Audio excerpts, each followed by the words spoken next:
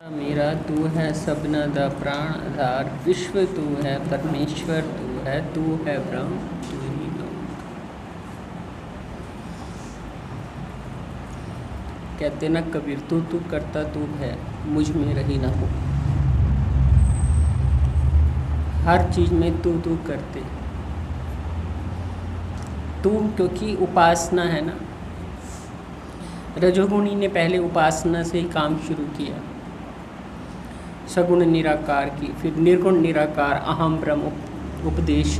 ये अहम ब्रह्म उपदेश यहाँ पर उपासना के अंतर्गत आता है, जहाँ कर्तृत्व भावों से पार का मतलब ये है कि उपासना ज्ञान में किया नहीं जाता, हो जाता है।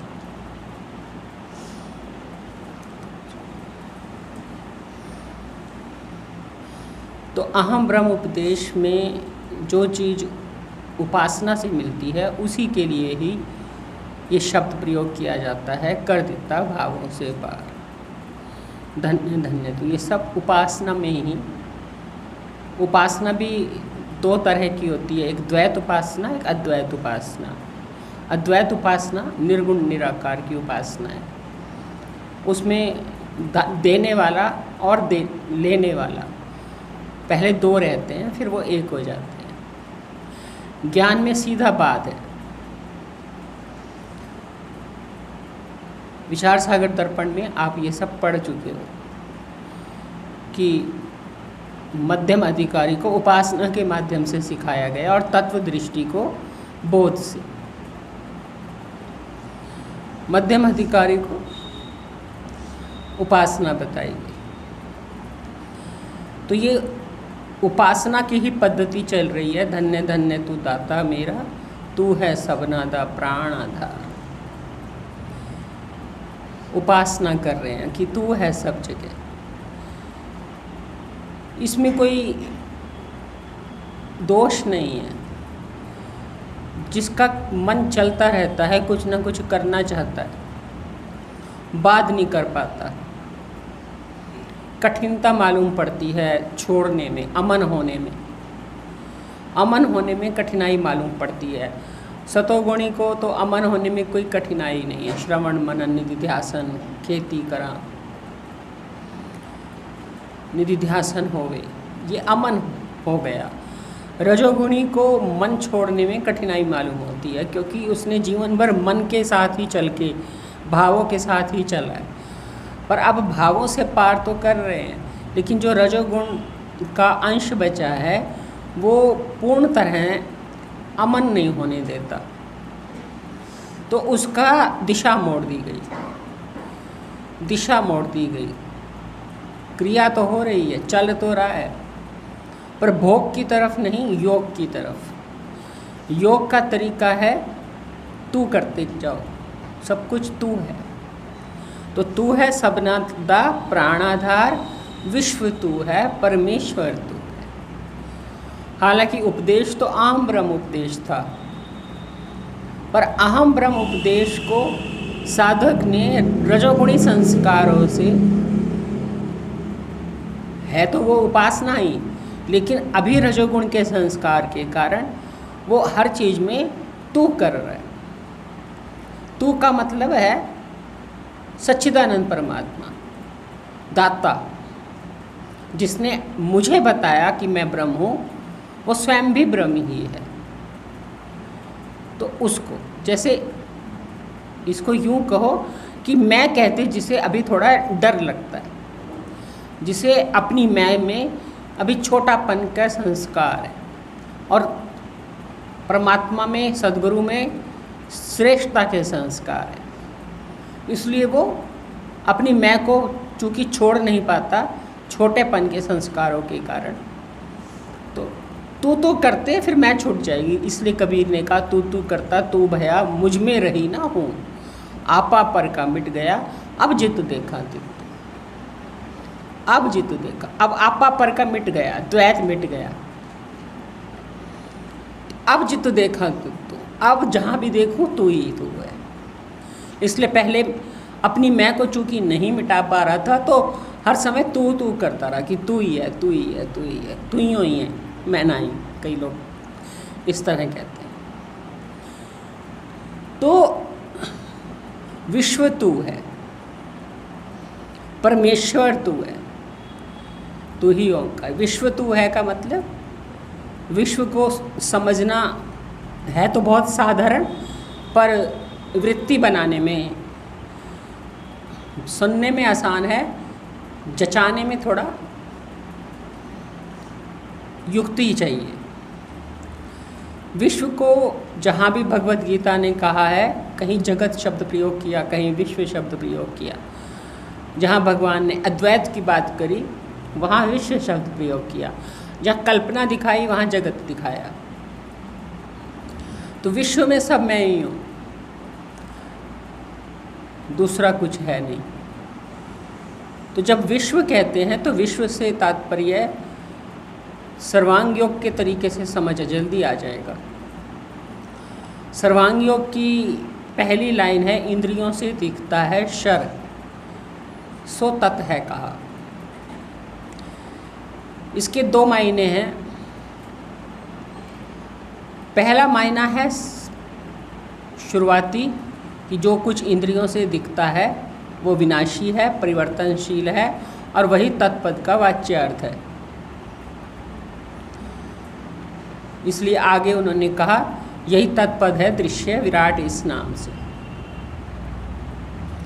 और दूसरा मतलब है इंद्रियों से दिखता है शर, पर वास्तव में तत् है। तत् का असली मतलब है तत् सत ब्रह्म। ओम तत् सत ब्रह्म के ये 3 नाम हैं। ब्रह्म के 3 नाम हैं, ओम तत् सत। तो तत् माने असल में तो होता है सत, पर लक्ष्यार्थ वाच्यार्थ क्या है? यही तत्पद है दृश्य विराट इस नाम से। पद का मतलब है वाच्यार्थ। पद अलग होता है, पदार्थ अलग होता है। यही सर्वांग योग की गड़बड़ की नींव है। यहीं उसे सर्वांग योग में गड़बड़ हुई थी, क्योंकि वो लक्ष्यार्थ और वाच्यार्थ की बात ही नहीं करते थे। क्योंकि वाच्यार्थ और लक्ष्यार्थ की बात करना छोड़ ही दिया था। वर्षों छूट जाने से उसकी याद भी खत्म हो गई, वो अभ्यास में ही लिया। तो वैसे तो चलता रहा, पर सर्वांग योग में आके गड़बड़ हो गई। तो सर्वांग योग में आकर गड़बड़ इसलिए हो गई क्योंकि इधर भगवत गीता कहती है ओम तत्सत ब्रह्म के ये 3 नाम है। तो तत् माने सत कहती है, प्रमाण है। और इधर सर्वांग योग कहता है यही तत्पद है दृश्य विराट इस नाम से। तो दृश्य को तो सत कह नहीं सकते, क्योंकि इंद्रियों से दिखता है शर, पर सो तत् है कहा। तो उसी को तत् है कहा का मतलब है कि इसको परमात्मा कह रहे हैं, तत् कह रहे हैं मतलब परमात्मा कह रहे हैं। ऐसा भ्रम हो गया, क्योंकि वाच्यार्थ और लक्ष्यार्थ की बात ना करने से वो स्मृति से चला गया। बात समझना थोड़ा, सभी को ये ज्ञात होना चाहिए कि गुरुदेव की बात को जरा इधर उधर से कर दो तो कितनी बड़ी गड़बड़ हो जाती है। ये छोटी गड़बड़ नहीं है। तो इंद्रियों से जो दिखता है वो वाच्य अर्थ है, तत्पद है। तो फिर यहाँ क्यों कहा इंद्रियों से दिखता है? मैं विश्व की बात आपसे कर रही थी। यहाँ क्यों कहा है इंद्रियों से दिखता है शर, सो तत् है कहा? तो इस लाइन के 2 मतलब हैं। एक तो वही कि वाच्यार्थ, सो तत् है का, तत् माने यहाँ वाच्यार्थ है, क्योंकि सर्वांग योग का तरीका है तत्पद त्वम पद असि पद। त्वम से अक्षर को जानो, तो वहाँ त्वम से अक्षर का मतलब है त्वम पद। तो सर्वांग योग तत्त्वमसि महावाक्य और तरह से बताता है और वेदांत में और तरह से है। तो पूरी बात गुरुदेव की समझनी बड़ी ज़रूरी है, शास्त्र की, वेदांत को भी, सर्वांग योग को भी पूरा समझना जरूरी है। तो यहाँ पर आकर के सो तत्व है कहा। सो तत्व, सो शब्द जो आ गया उसका बड़ा गहरा अर्थ है, आपको कई बार बताया है, लेकिन थोड़ा आज पूरा खोल के बता रहे हैं। और बताया भी है तो आप लोग तो अक्सर भूल जाते हैं। तो सो तत्व का मतलब है, तत्व माने सत्य, लक्ष्यार्थ की दृष्टि से। लक्ष्यार्थ का मतलब है वास्तविक अर्थ, वास्तविक अर्थ। तो तत्व का वास्तविक अर्थ, लक्ष्यार्थ है सत्य, और इंद्रियों से जो दिखता है वो क्षर दिखता है, विनाशी दिखता है। तो अविनाशी ही इंद्रियों से विनाशी दिखता है, इसका ये मतलब है। अविनाशी ही इंद्रियों से विनाशी दिखता है, मतलब अस्थि ही आँख से रूप दिखता है। अस्थि रूप सतनाम है, तो अस्थि सत है, अस्थि अविनाशी है। अविनाशी ही आँख से रूप दिखता है, अविनाशी ही कान से शब्द दिखता है, अविनाशी ही नाक से गंध दिखता है, अविनाशी ही जीभ से रस दिखता है, अविनाशी ही हाथ से स्पर्श दिखता है। रस्सी ही भ्रांति काल में सर्प दिखती है। अब वेदांत भी यहाँ पे समन्वय हो जाएगा।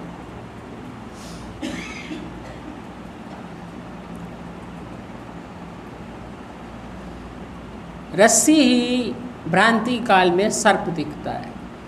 तो इंद्रियों की मदद से हम अविनाशी को विनाशी रूप में देख पाते हैं। रहता वो अविनाशी ही है पर दिखता विनाशी है, क्योंकि इंद्रियों की सहायता ली। इंद्रियां क्या हैं? इधर आत्मा को जीव बना के दिखाती हैं, व्यापक को परिच्छिन्न दिखाती हैं। कौन? इंद्रियां और अंतःकरण। तो इधर मैंने जैसे ही अंतःकरण की उपाधि धारण करी और अंतःकरण के साथ मेरी इंद्रियां जुड़ी, तो मैं अविनाशी होकर के जीव दिखने लगा। जीवत्व वाली मेरी उपाधि हो गई। आत्मा ही जीव दिखने लगा, रस्सी ही सांप दिखने लगी। ऐसे ही अविनाशी ही जीव भाव वाले को रूप दिखने लगा, शब्द दिखने लगा, स्पर्श दिखने लगा। अब खाली जीव भाव वाले को दिखता है, क्या ज्ञानियों को नहीं दिखता? ज्ञानियों को भी शब्द स्पर्श रूप रस गंधी दिखते हैं। सिर्फ अज्ञानियों को थोड़ी ना दिखते हैं, सभी को दिखते हैं। तो फिर ये भ्रांति कैसे हुई? भ्रांति इसलिए हुई कि अज्ञानी, आप सुन रहे हैं ना? भ्रांति इसलिए हुई कि अज्ञानी रस्सी को सर्प समझ रहा है और ज्ञानी सर्प जैसा लग रहा है, सर्प है नहीं। अज्ञानी को सोपाधिक भ्रम है, ज्ञानी को निरुपाधिक भ्रम है। आकाश में नीलिमा दिखती है पर नीलिमा सत्य नहीं है। जल में लहर दिखती है पर लहर सत्य नहीं है। रस्सी सांप जैसी दिखती है पर सांप तीनों कालों में नहीं है, क्योंकि मैंने ज्ञान काल में, प्रकाश में रस्सी देखी हुई है। अब मुझे अंधेरे में मुझे भी सांप लग रही है, पर मैं जानता हूँ क्योंकि मैंने इसे अकेले में, प्रकाश में यथार्थ देखा हुआ है कि ये रस्सी है। मैंने रखी थी, मैंने गुजरते हुए देखी थी, रस्सी थी। हाँ, अब अंधेरे में तुम सब सर्प मान के डर रहे हो, पर मैं सर्प मान के लीला देख रहा हूँ, मज़ा कर रहा हूँ, एंजॉय कर रहा हूँ कि कैसे सांप लग रही है अंधेरे में, पर मैंने तो प्रकाश में देखी हुई है रस्सी है। तो जिसने प्रकाश में देखा है कि मैं आत्मा हूँ और ये भी देखा है कि विश्व तू है, यानी देखा है कि अस्थि ही आँख से रूप दिखती है, क्योंकि जैसे यहाँ अस्थि मन बुद्धि चित्त अहंकार वाला जीव दिखता है, होता नहीं है जीव, जीव जैसी कोई वस्तु हो ही नहीं है। अहम ब्रह्म उपदेश का यही मतलब है।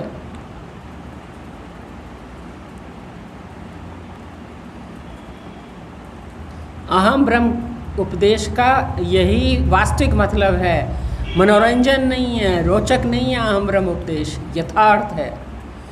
मैं बार बार इसी बात को बहुत ज़्यादा कहती हूँ, क्योंकि मुझे जब कोई इसको रोचक बनाता है तो चुभता है, टीस होती है।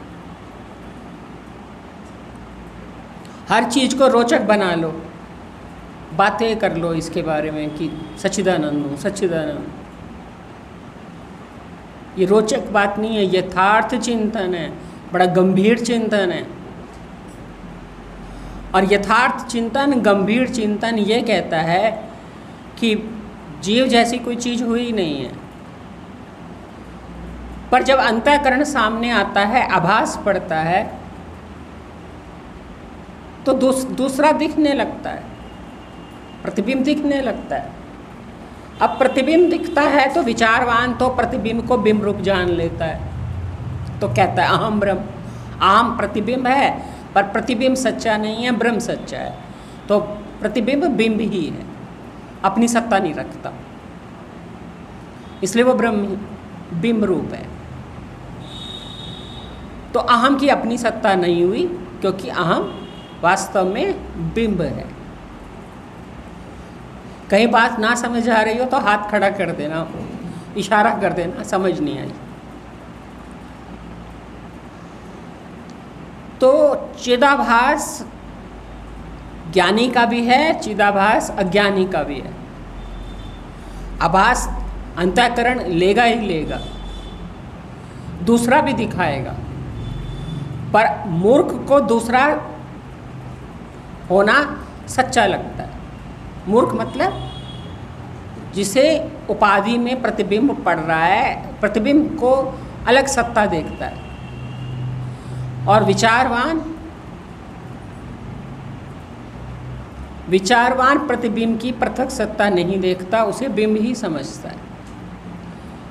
तो अहम ब्रह्म उपदेश से जिसने जीवत्व का, यानी अहम की पृथक सत्ता का, प्रतिबिंब की पृथक सत्ता का परित्याग कर दिया, उसी को ये समझ आ गया कि जैसे मैं जीव नहीं हूँ। भ्रांति तो अपने में ही टूटती है ना, पहले मूला विद्या टूटती है, फिर तुला विद्या टूटती है।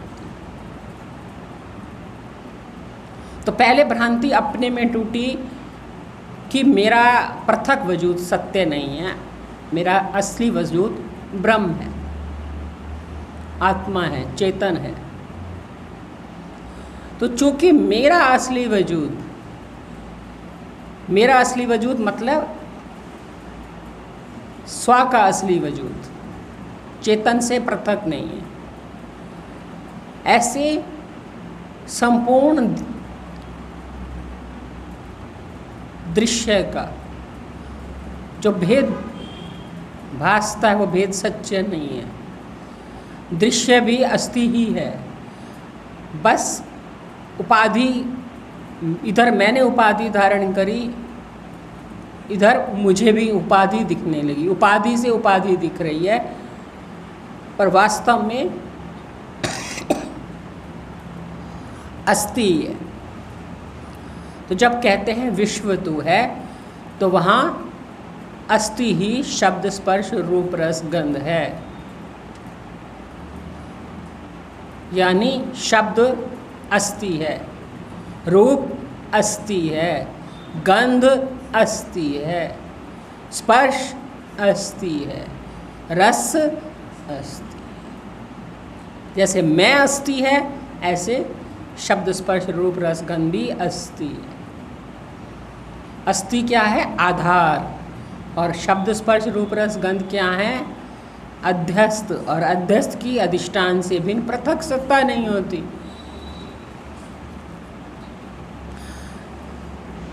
तो गुरुदेव ने कोई कसर नहीं छोड़ी। कसर हमारी तरफ से होती है तो हम बात का कहीं ले जाते हैं।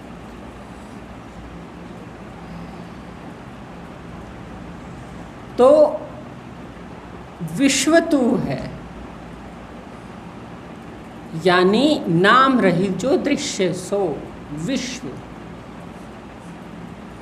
जो नाम रहित दृश्य है। शब्द में नाम मत जोड़ो, कड़वा मीठा शब्द के प्रकार। इसलिए पहले सर्वांग योग ने कहा शब्द के प्रकार मत देखो, रूप के प्रकार मत देखो, स्पर्श के प्रकार मत देखो। अखंड शब्द, अखंड रूप। सर्वांग योग तो घोल के पी जाने के ग्रंथ है।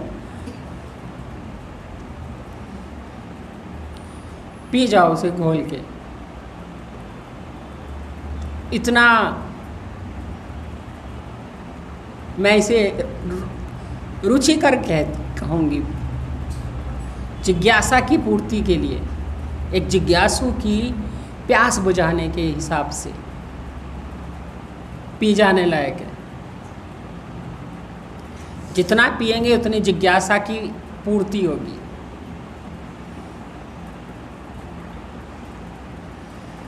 तो नाम रहित जो दृश्य सो विश्व। जब दृश्य में से नाम हटा दो तो क्या रह जाएगा? शब्द स्पर्श रूप रस गंध। और वही क्या है? विश्व। और क्या है? सो क्या है? स्वयंभू स्वभाव। स्वयंभू स्वभाव वाला है। अब स्वयंभू स्वभाव का मतलब है अनहुआ भासता है, हुआ कुछ नहीं है।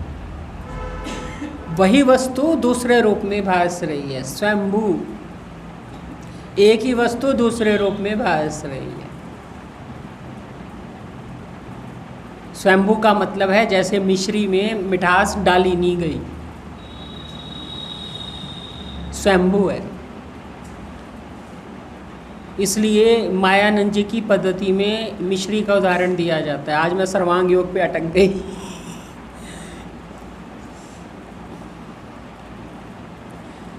ये वृत्ति ऐसी ही चीज़ है, जो चीज़ हमारी जिज्ञासा को, हमारे गुरुदेव के वाक्यों को महत्व देती है, उनके हमारे सामने उनकी दया, उनकी कृपा सामने लाती है, तो फिर हमारा जो चित्त उनके प्रति झुकता है, तो फिर उसी विचार में, उन्हीं शब्दों के चिंतन में भागता जाता है। हमारा बस नहीं चलता। हमारा यही उनके प्रति श्रद्धा है, झुकाव है कि हम चिंतन करते जाते हैं, हमारा और उसमें से खोजने की इच्छा होती है। तो स्वयंभू स्वभाव है। इसलिए वो उदाहरण भी क्या देते हैं? मिश्री का। और कहते हैं कि मेहंदी में से लाली अलग की जा सकती है, हाथ में लग गई, बाकी मेहंदी आपने फेंक दी। रस में बस किसी चीज़ का रस अलग किया जा सकता है, मक्खन में से घी अलग किया जा सकता है, दूध में से मक्खन अलग किया जा सकता है, दूध में से घी अलग किया जा सकता है, पर मिश्री में से मिठास अलग नहीं की जा सकती। स्वयंभू, स्वयंभू है मतलब किसी ने भरी नहीं है, साथ ही रहती है। एक ही वस्तु दूसरे रूप में भासती है। वहाँ तो दो हो की जा सकती हैं, तो कह नहीं सकते एक ही वस्तु दो रूपों में भासती है। दूसरी को अलग कर लिया, वहाँ विवेक चलेगा, ज्ञान नहीं। विवेक में ये उदाहरण सही है, मेहंदी का, दूध में घी का।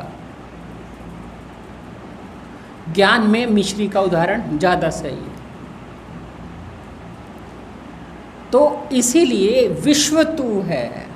हमारा मूल उद्देश्य क्या है? तू तू करता तू है। हम कैसे उपासना करें, कैसे तू करें कि हम तू ही हो जाएं, वही हो जाएं, हम में हूँ ना रहे। हूँ ना रहे मतलब पृथक वजूद ना रहे, अपनी सिद्धि की कोई कोशिश ना रहे, उसी की सिद्धि में इतने तल्लीन हो जाएं कि हमारी पृथक सिद्धि हमसे छूट जाए। यही तो छोड़ना चाहते हैं, क्या ख्याल है? तो विश्व तू है, तू ही अस्ति ही, अनंत रूप, अनंत शब्द, अनंत रस, अनंत स्पर्श, गंध बन के बैठी है। इसलिए इसे हाथ लगाने पर यदि शब्द ध्यान में आता है तो शब्द के पीछे कौन है? अस्ति। इसे विचार सागर दर्पण ने दूसरे तरीके से कहा कि वृत्ति उपित चेतन और विषय उपित चेतन जब एक देश में आते हैं तो वस्तु का ज्ञान होता है। विषय के पीछे भी उपित चेतन है और वृत्ति के पीछे भी वही चेतन है। तो घूंघट दोनों ने उतार दिया। मैंने उतारा, इधर का घूंघट खुद ही उतर गया। वृत्ति का घूंघट तुमने उतारा, विषय का घूंघट खुद ही उतर गया।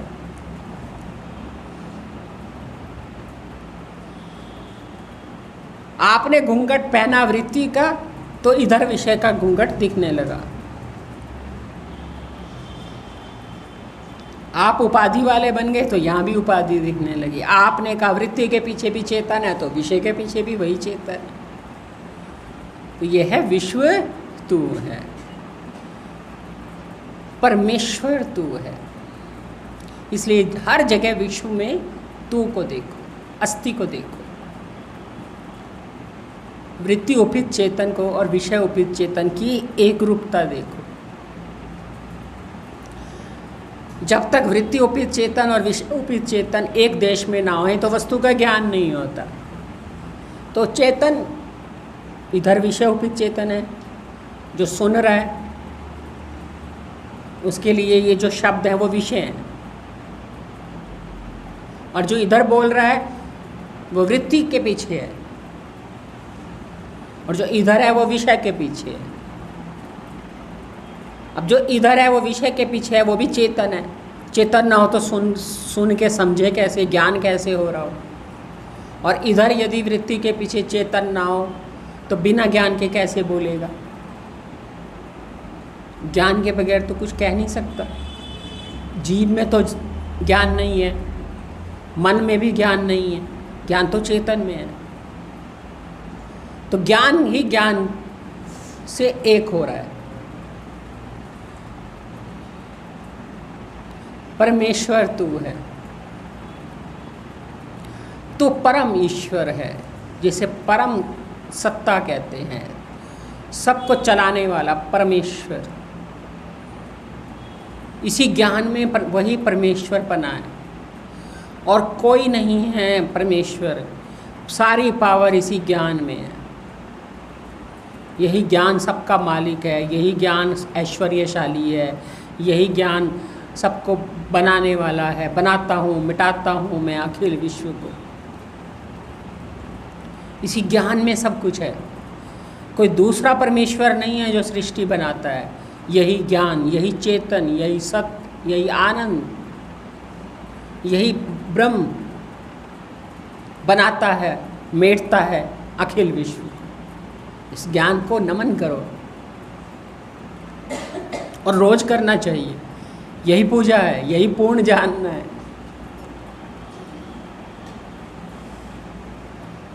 मुझे लगता है मेरी बातों का कोई असर नहीं होता, बस सुन लेते।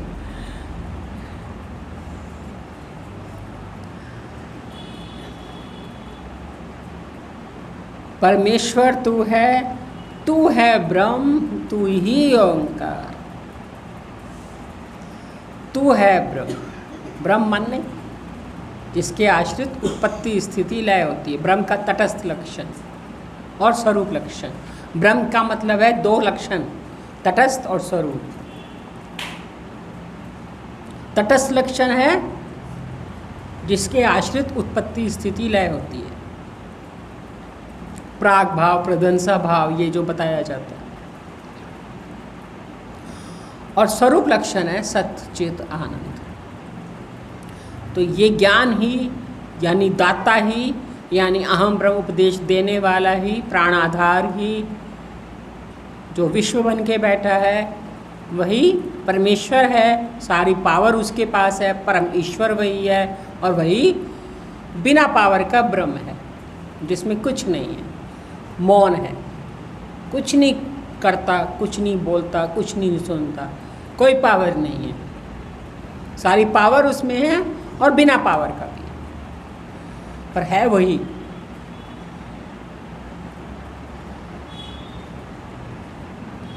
तू है ब्रह्म, तू ही ओंकार, तू ही ओंकार बन जाता है। प्रणव ओंकार, ओंकार का मतलब है ब्रह्म का नाम, पूजा के लिए, यज्ञ के लिए, कर्म आरंभ के लिए, ईश्वर की याद बनाने के लिए एक शब्द दिया गया ऋषियों के द्वारा, ओंकार। उस ओंकार में सब कुछ आ जाता है। आकार मात्रा में सकार, और उकार मात्रा में सूक्ष्म, और मकार मात्रा में कारण, और अमात्र में तीनों का लय। असी में जाके क्षर अक्षर पुरुषोत्तम का लय। ऐसे ओंकार में यानी अमात्र में जाके अकार उकार मकार का लय। इतना औखा नहीं है वेदांत, जितना सही नियत से ना समझा जाए तो गड़बड़ हो जाती है। प्यार हो, सही नियत हो, भाव अच्छे हो, और गुरुदेव के प्रति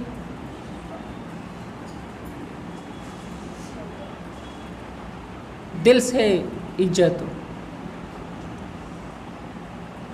देखा देखी सुनी सुनाई नहीं, तो कोई कठिन बात नहीं है। कुछ उलझा हुआ नहीं है, सब सुलझा हुआ है। उलझाते हम हैं। सही नाम, कभी इधर से बात पकड़ ली, कभी उधर से पकड़ ली, अन्यथा सब सुलझा हुआ है। तो सर्व ब्रह्म, ब्रह्म ही सर्व, मिलके बोलो।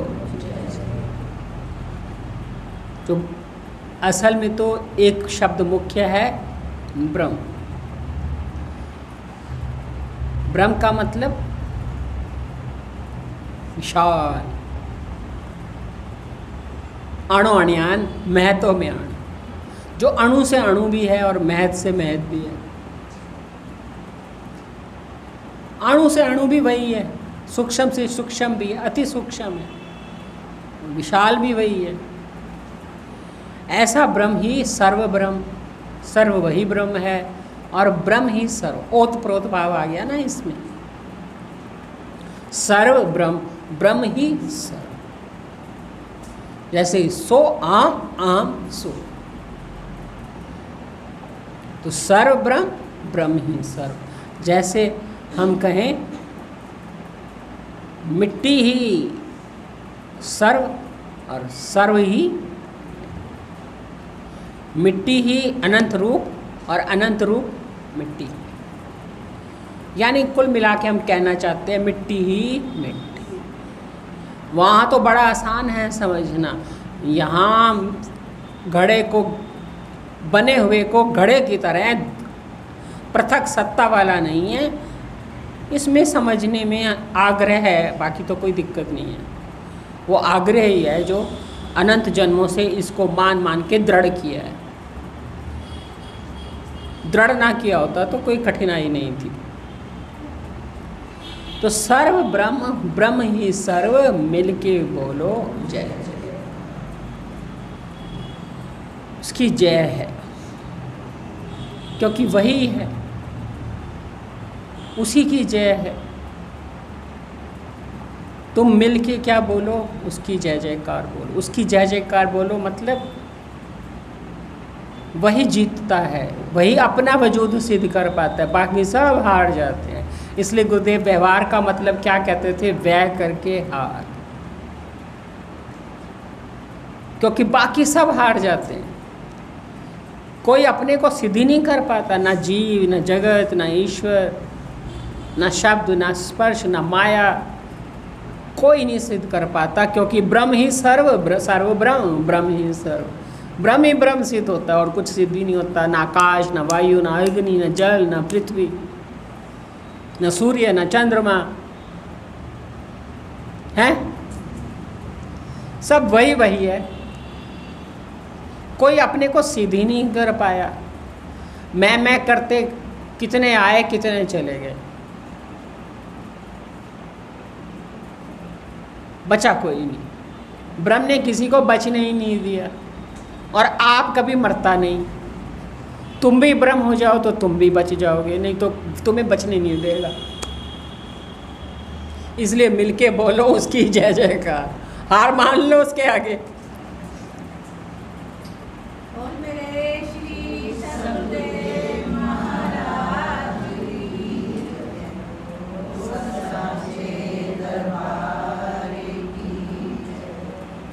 उसकी जयकार बोलने का मतलब है हार मान ली। नहीं रह सकते हम नहीं बचेंगे, कोई नहीं बचेगा। सूर्य, चंद्रमा, आकाश, वायु, अग्नि, कोई नहीं बचेगा, क्योंकि है ही वही सर्व ब्रह्म, ब्रह्म ही सर्व। जब सब जगह वही वही है तो फिर उसी की जय जयकार बोलो, मिलके बोलो जय जयकार। इसी को कहा तू करता तू भया मुझ में रही ना हूँ, आपा पर का मिट गया अब जित देखो। तेरी जय हो गई ना, तू ही दिखा। जीता तो तू ही, क्योंकि जीतने योग्य तो ही है। वो अर्जुन कहता है भगवान को कि सब आपको ही नमन कर रहे हैं, क्यों ना करें। पिता विधि की गुरु हो महात्मा, तो सब आपको ही नमन करेंगे, क्योंकि हो ही आप ही नमन करने योग्य, और कोई नमन करने योग्य है ही नहीं। ना प्रेम के योग्य है, ना नमन के योग्य है, ना समर्पण के योग्य है, ना अपना मानने के योग्य है। मान के देख लो, धोखा खाओगे। उसको मान के देखो, कभी धोखा नहीं होगा, है कि नहीं। तो संवित चढ़िया नया नि सखियों, घर विचाओ फिरो। इसका अर्थ मेरे मन में बहुत लंबे चौड़े थे, लेकिन अब समय नहीं है, इसलिए मैं शॉर्ट में बता देता।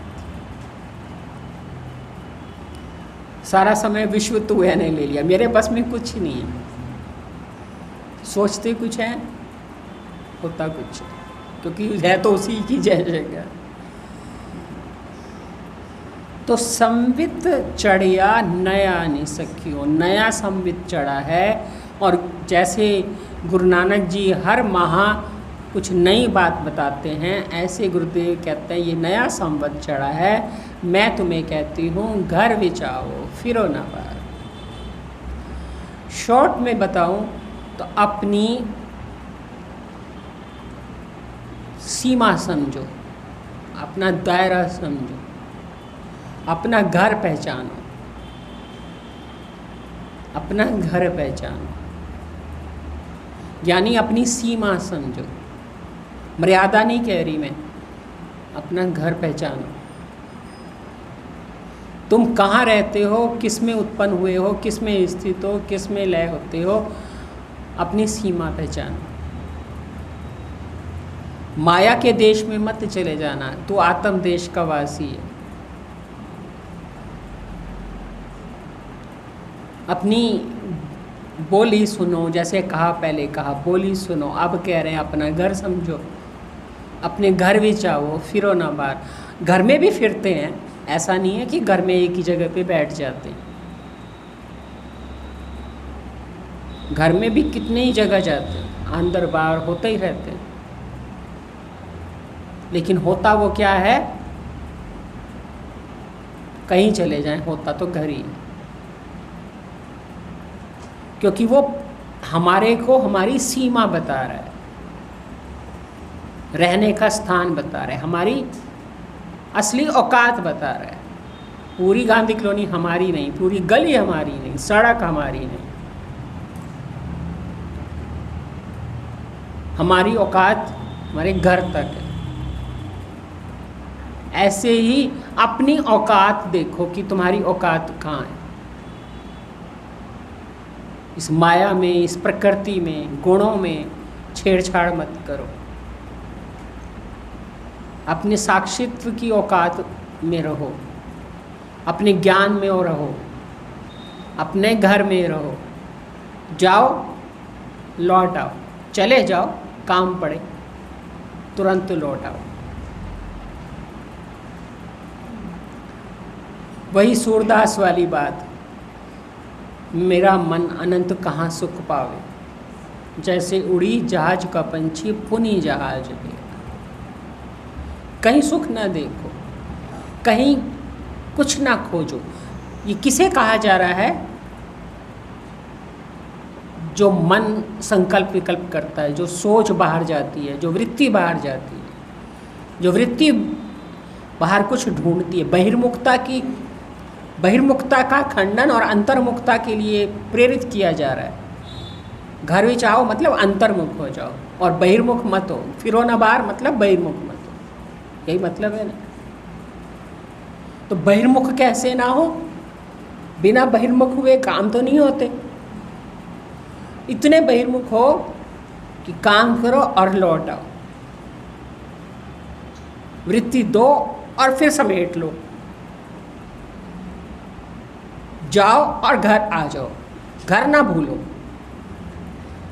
चले जाओ मनोमय कोश, विज्ञान में कोश, अन्नमय कोश, प्राण में कोश, ये सब बाहर है, ये घर नहीं है। इनमें चले जाओ। बड़ा सावधानी आएगी इस बात से, यदि आप समझ पाओ। आप घर में पैरों नंगे घूमो, बिना चुन्नी के घूमो, आपकी आज़ादी है, क्योंकि वो आपका घर है, आपका घर है। आपको उसने अपनाया है, बाहर कोई नहीं आपको अपनाएगा। आप दूसरे के घर घुस के तो देखो, चोर बन कहलाओगे। घर ने आपको अपनाया है, जिसने आपको अपनाया है उसके पास लौट आओ। और जो आपको अपनाता नहीं है उसको लो दो और चलो।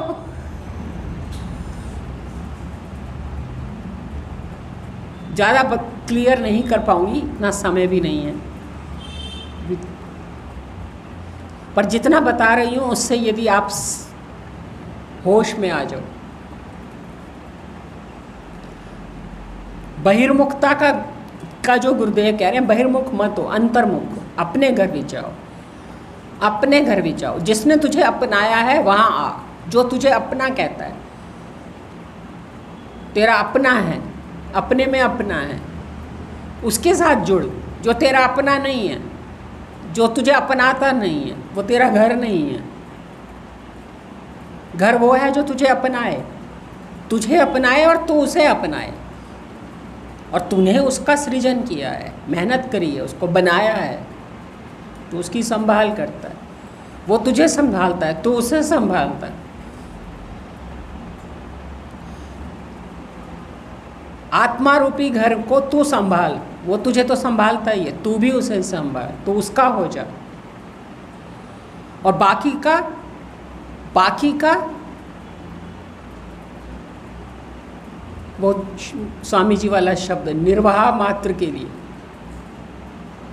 बाकी सब निर्वाह के लिए, इसी खिला निर्वाह के लिए। इसका बन के नहीं, इसका हो के नहीं। इसे अपना मत, अपना किसको? चिद सत्ता को। खिला पर अपना के नहीं, पहना पर अपना के नहीं। अपना कौन? अपने को अपना, घर को अपना, दूसरे को नहीं। बहिर्मुखता कब आती है? जब दूसरे को अपना लेते हो, जब सड़क को अपना लेते हो तो फिरते रहते हैं। कौन फिरता रहता है? जो सड़क को अपना लेता है। जो घर को अपनाता है उसका घर में दिल लगता है, बाहर नहीं लगता। अपने घर को अपना लो, इसे मत अपनाओ। इसे खिलाओ पर अपना के नहीं, अपनाओ मत इसे, निर्वाह मात्र के लिए। पहनाओ पर निर्वाह मात्र के लिए, बोलो पर निर्वाह मात्र के लिए, सुनो पर निर्वाह मात्र के लिए। अब निर्वाह मात्र शब्द स्वामी जी का मुझे सारी बात को बताने में सहायता देता है। जो भी मैं समझ पाती हूँ उसको बताने में ये शब्द जरा सहायक है। देखो पर निर्वाह मात्र के लिए, अपनाओ मत देखने को। क्या देखा, क्या सुना, जिसको देखा उसे अपना लिया, जो देखा उसे अपना लिया, जो सुना उसे अपना लिया। घुसो मत यहाँ, यहाँ घुसोगे तो बहिर्मुख रहोगे। जो घुसे रहते हैं वही तो, उनके चेहरे पे इतनी चंचलता होती है, इतने बहिर्मुख होते हैं। आपके चेहरे बोलते हैं आप कितना इसको अपनाए बैठे हो और कितना उसे अपनाए बैठे हो। जो इसे अपनाए बैठे हैं वो बहिर्मुख हैं, इसे अपनाए बैठे हैं, यही बने बैठे हैं।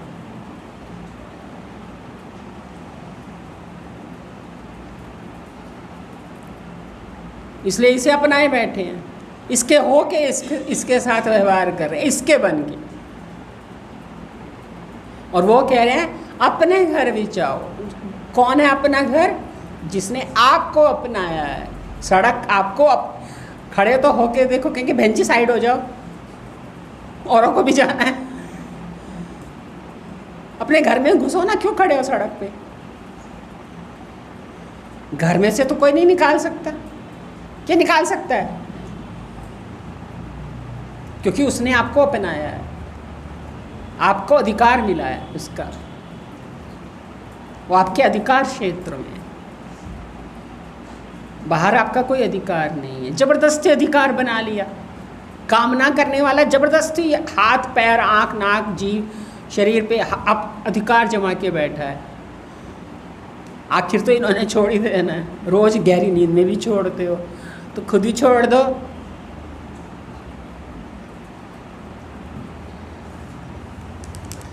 तो गुरुदेव कह रहे हैं संबित चढ़िया नया नहीं सखियों, अपने घर भी आओ फिरो बाहर मत फिरो। जो तुझे अपनाता नहीं, जो दूसरे का है, जो सबका है, उसे क्यों अपनाया हुआ है? उसे क्यों अपना के उसके बन के जाते हो? उसके बन भी जाओगे वो तुम्हारा नहीं बनेगा। आँख के तुम बन जाओ, इसकी इच्छाएं पूरी करते रहो, आँख बंद हो जाएगी। फिर इसकी इच्छा पूरी करते करते मर जाओगे, पर आखिर तो ये तुम्हें छोड़ देगी। जो तुम्हें नहीं छोड़ेगा। समझ आ रही है बात? उसे अपना। तो संवित चढ़िया नया निसखियों, घर भी जाओ फिरो न बार। संवित सुनांदा सुनो नी सखियों, मैं ते द्वारा। हाथ जोड़ दिए, इस लाइन को नहीं सुनना। तो संवित सुनांदा सुनो नहीं सखियों। आखिर तो यही है कि यही कहना है कि मैं त्वाड़ा धारा, मैंने तुझे अपनाया हुआ, मैं तुझे अपने गोद में समेटे हुए, तो मेरे साथ जोड़। क्यों धक्के खा रहा है? जो तुझे अपनाता नहीं है तो वहाँ जाता है, फिर धक्के खा के बेइज्जत हो के आए। इससे अच्छा इज्जत से अपने घर में बैठ। जितना इज्जत से अपने घर में बैठोगे उतने बाहर भी कम फिरोगे, कम बेइज्जत होगे। और बेइज्जती भी यदि हो जाए तो इज्जत से अपने घर में आ जाओ, वो जगह छोड़ दो।